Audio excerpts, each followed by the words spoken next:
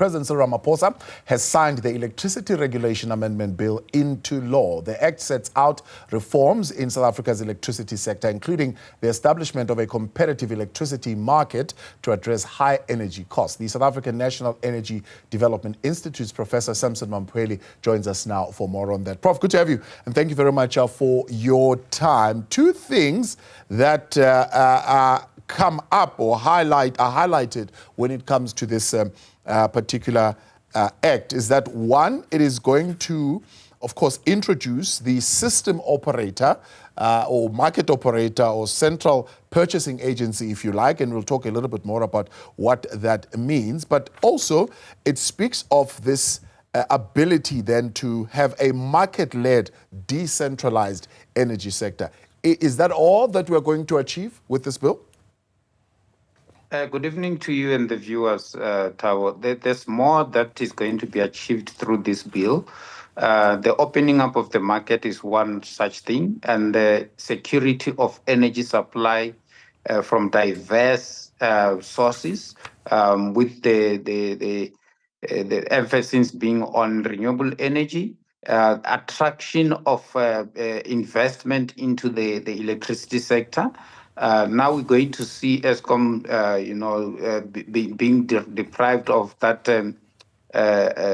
situation where they were the only supplier of electricity. Now the transmission system operator is going to be the single buyer in terms of the government side of things, and then they will buy from Eskom generation and other sources such as your IPPs and things like that. The other big thing with this particular amendment is the punitive measures on people who damage electricity infrastructure. For instance, if you are found with the cables and damaging the transformers and things like that, you could be fined up to 1 million rands or 5 years in jail. Yeah. If you are found with that the part of the infrastructure that was damaged as the recipient, you could be fined up to 5 million rand or 10 million you can be fined up to 10 million rands or 10 years in jail. So you're 5 million rands or 10 years in jail. So those are some of the things that are quite important. But the most important thing for me is the diversification of the market and towards lowering the electricity cost, because as you might have realized, the cost of electricity is just skyrocketing on a daily basis. Yeah. So let's talk about that a little bit more. So you've got a situation where you are now introducing, or you will be introducing, it seems, with this bill, some regulatory frameworks or regulation instruments, if you like. But this will have an impact on market transactions, physical bilateral transactions, and regulated transactions. What does that mean? So there are those regulatory transactions where NERSA comes in as a regulator that will regulate things such as your access to the network. When you want to do your wheeling for electricity, that's in case where you've got a customer that is buying from an independent power producer, then when they want to use the national electricity grid, NERSA will come in and regulate that. When a government purchases electricity through the REAP program, programs such as the Renewable Energy Independent Power Producers Program and other government procurement programs, NERSA will come in and regulate the price. But where there are direct transactions between the independent power producer and the customer, NERSA will not be able to interfere in that particular case. It will be a transaction between the customer and the generator. But if they use the national electricity grid, then NERSA will come in and regulate on the side of the grid access kind of a thing. There will be a market code that will be developed, and that market code will basically guide in terms of the kind of pricing that must come into play. And I'm looking very much forward to that because apart from the signing of this particular regulation, the international community and the investors are more interested in the market code, which basically spells out how these transactions are going to take place, what electricity prices can we look out for, and how the pricing will be done. The act itself, the amendment itself, it spells out the basic principles, such as the market must be open to all, there must not be discrimination, those kind of things. So there are those who are arguing exactly on that role of NERSA, which from your own interpretation means it's going to be a little bit of a hybrid system. There are those tariffs that are going to be determined by NERSA or set and approved by NERSA, and there are those that are going to be dependent really on the agreements that exist between the consumer and the seller. Others are saying, well, how then can we say it's a competitive market when NERSA still pretty much is going to determine what the price is going to be? Yeah, so in terms of the bill, NERSA is going to determine what the price would be, but the bill appreciates the fact that there might be there might be producers who will come at a lower price, and where such happens, especially on the procurement that will be done through the transmission system operator, where such happens, NERSA will allow those prices to go through. That's where the competitive nature of the market will kick in.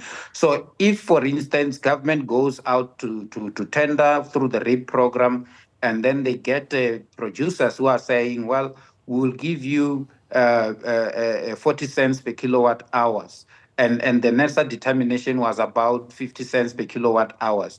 NERSA is compelled to take the lowest price. So they will go for the lowest price in that particular case.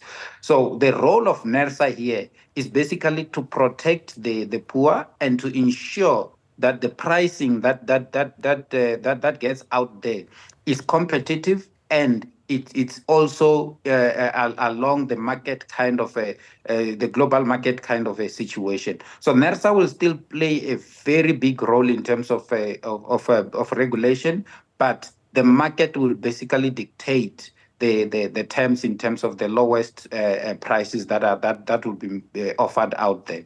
So, I mean, under that dispensation, you don't imagine, for example, a small business wanting to buy electricity from a private seller being overcharged. Will they have recourse to go to NERSA and say, look, I think the tariff that I'm being charged here is excessive, above the lowest, if you like, tariff that has been set? And can NERSA be able to intervene in that instance?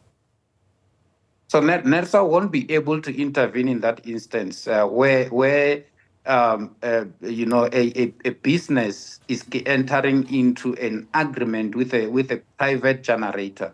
That becomes the only way where NERSA comes in, is on regulating the wheeling part of things. If that electricity is going to be wheeled or is going to be transported, so to speak, using the national grid, the small business will benefit if they compare the prices. If they compare the price that they're getting from the independent power producers versus the prices that will be coming from the market on the transmission system operator side of things, they might have to go for the prices that are coming on the transmission operator side of things, or on the government side of things, because those will be regulated by NERSA, and we expect that there will be lower prices because the market will be opened through the market code that will be developed by government going forward.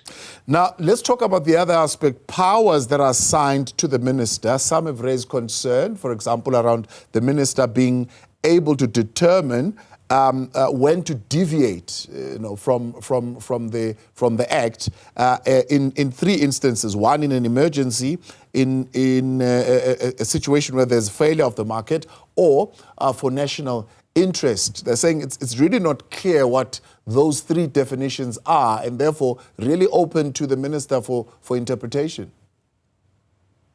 Yeah, so even though it provides for that deviation, there is still the minister still needs concurrence from NERSA. And those three areas are meant specifically to protect the security of electricity supply. I'll give an example where you have a situation where the system is heavily constrained, and then you are forced to implement higher stages of load shedding for a long period of time. In that particular case, the minister can then look at the required new generation that they need.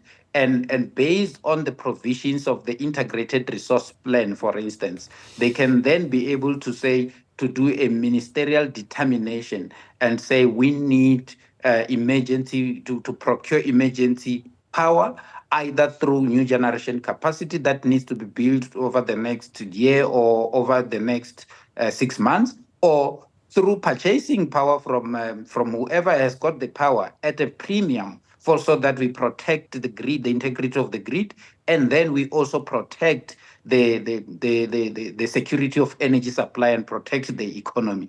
So all those are meant to can go out to the power pool, for instance, if there are people who've got electricity out there, Mozambique and elsewhere. The minister can then, in an emergency kind of a situation, procure that electricity based on credible reasons. And for him to do or her to do that, they will then have to send that determination to NERSA. NERSA must issue a concurrence to say, yes, we agree the electricity that you're going to buy is going to be at a premium. And we agree with you that it should be bought, but this is the price that we are recommending that you buy the electricity for. They may even lower the price of the electricity that the minister may determine and wish to procure. The area that you're more interested in, the offences and penalties one, how much weight do you put in this debate that says this might accidentally, not even accidentally, inadvertently criminalize people who would damage, for example, reticulation infrastructure by accident? You're trying to swerve from the road, avoid an accident, avoid a pothole, and you hit a power cable or something, and that is going to criminalize you. No, it won't. Remember, we still have the Criminal Procedure Act that comes into play. These determinations that have been done now, they refer specifically to acts of criminality, and not things like that, accidental kind of things. You can damage the infrastructure in an accident, and then you report that damage to the relevant authority. In this case, the first point of call will be the municipality, because or Eskom, where you have damaged what we call the distribution infrastructure. The act, the regulations refers to people who criminally and knowingly damage the electricity infrastructure, and that is happening quite a lot. If you go to Tembe, for instance, our and many people who visited me were complaining about things such as the people who are coming in and stealing these cables that are coming from your pole to your electricity to your house. And according to the bylaws, once that cable has been stolen, it's up to the household to pay for the replacement of that particular cable. And those cables are very expensive. Money households, poor households, for instance, can't afford to pay for the replacement of those cables.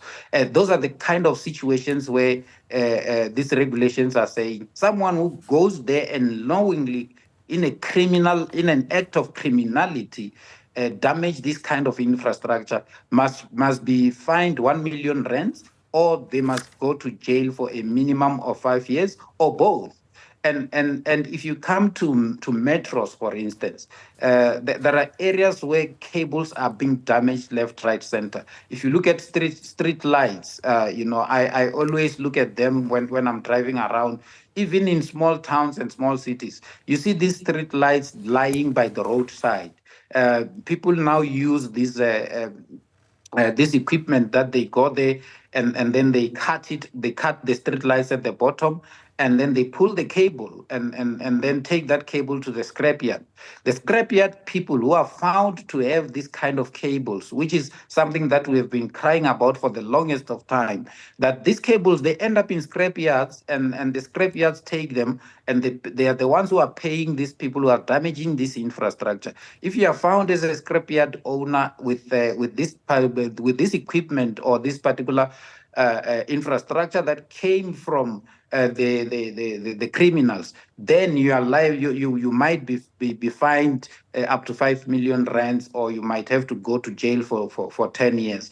That for me is very progressive, because it will serve as a deterrent. We've got so many areas where substations are damaged, and communities are left without electricity. And in most cases, communities don't know. They end up blaming Eskom and municipalities. So for me, this is a step towards the right direction. One of the issues I'm sure that's going to come up is the legacy power purchase agreements, something that the codes, I suppose, would need to address.